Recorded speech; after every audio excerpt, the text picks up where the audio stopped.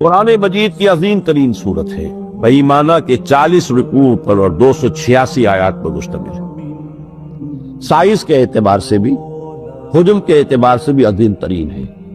مانن بھی حضور نے فرمایا ہے کہ یہ قرآن مجید کا نقطہ عروج۔ حضور کا فرمان ہے لِكُلِّ شَيْءٍ ذَرْوَةٌ وَذَرْوَةُ الْقُرْآنِ سورۃ البقرہ۔ ہر شے کی ایک چوٹی ہوتی ہے جسے آپ انگریزی میں کلائمیکس کہتے ہیں۔ ہر شے کی ایک شان ہوتی ہے جو اپنی انتہا کو پہنچی ہوئی شان ہے، وہ کلائمیکس ہے۔ ہر شے کا ایک کلائمیکس ہوتا ہے، اور قرآن کا کلائمیکس سورہ بقرہ۔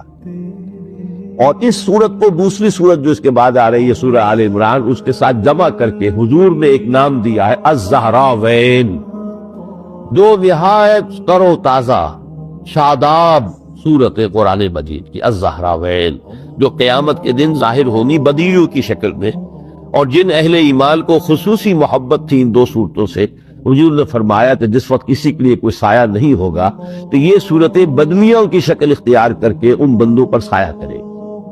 الزہراوین، تو یہ دونوں جیسے قرآن کے اختتام پر ہے المعوذتین، جو صورتیں کہ جن کے ذریعے سے اللہ نے تعوذ کی تلقین ہمیں کی، قل اعوذ برب الفلق، قل اعوذ برب الناس، اور شروع میں یہ دو صورتیں آ رہے الزہراوین۔